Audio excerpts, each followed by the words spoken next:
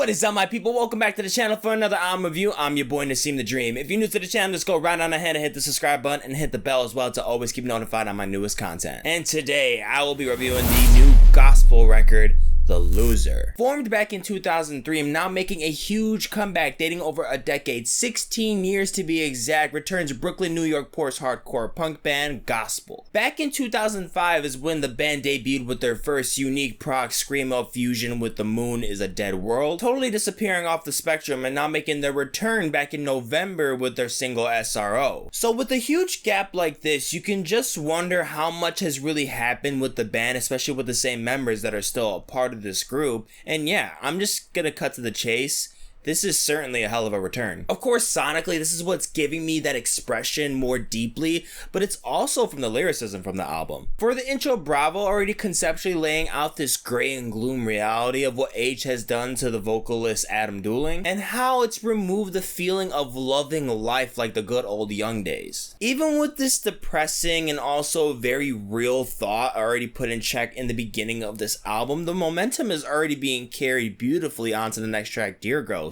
While it starts to build up and continue with this concept when it goes into about how much has changed throughout life and how much it's really affected Adam. And this record falls in deeper and deeper as we go through, conceptually falling into how much fun is being sucked out of life as time passes. Getting started with some of the detail that really caught my attention musically on this record, I get absolutely obsessive with the way this freaking thing forms into this union and how they're spreading into this overload or dynamic intervals of hardcore that just makes the genre so relentless. Already early on, it's easy to tell that the keys are easily some of the most identified instrumentals on the entire record, but one of the things I seriously fell in love with is the guitar work on here. The licks to the riffs, trebles to rhythm, chords to melodics, it's a marvel of fun, making up for some of the best writing this project can be for this genre. The hammer-ons are fueling the instrumentals with so much color onto the rhythms. It's incredible how much tension is really building up onto the hyper-focused moments on this track. And to be clear, I'm still talking about Deerghost. I am still very intrigued with some of the details this early on with just 2 tracks. These sequences on their own are not only hypnotic, but they're delicate too. As the transitioning kicks in, the tone produces a choreographed sequence of thrash elements that give me different intakes and ideas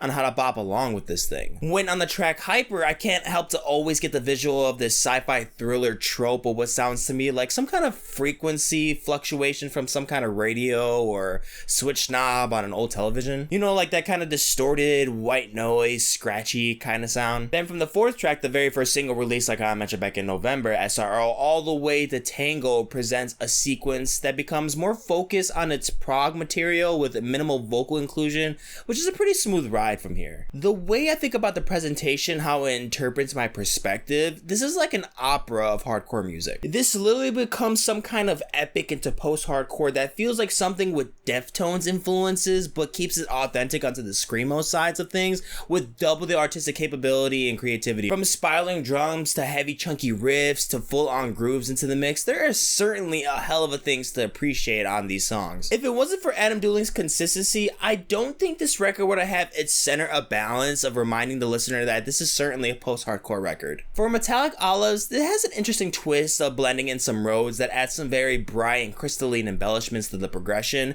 to some more hard-hitting choruses from the band. For a 40-minute record like this, when you go back into it more and more, it kind of feels a little bit shorter. So the way I take that is that I'm getting deeper and deeper into the instrumentals from that same point, which of course is just a great trait to have for any album. The more easygoing an instrumental feels, the more catchier it would be, and the more listenable it is, and just the more likeliness for you to return to the project in general. However, in the very end, I am stricken with a bit of disinterest on the closer, Warm Bed. So instrumentally, this song does really drive the project straight home with its finishing moments flawlessly, in my opinion, but Adam's transition vocally with the tone of melodics that's switching on here, they just leave a very awkward conclusion to me. I see what you're doing when you're trying to switch up the threshold into what you want your sound to be vocally, but it just is not that appealing. And as much as I hate to even acknowledge this moment, because I certainly love like the majority of my time with this album, it just feels a little bit spoiled at the end. So I know I might have been a bit short with this breakdown for this record because I certainly enjoyed the hell out of this, and maybe there might have been a few more things that I'd like to mention, but just due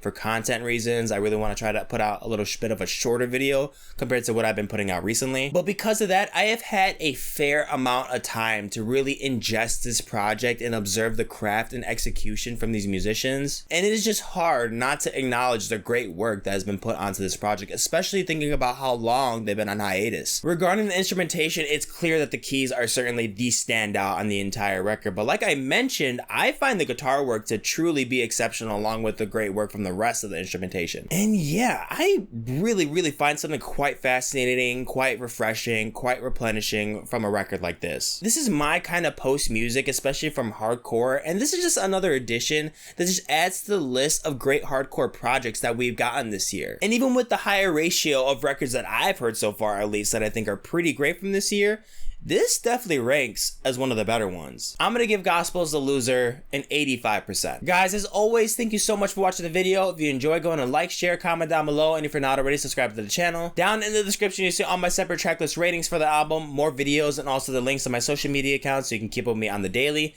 and I'm gonna catch you in the next one.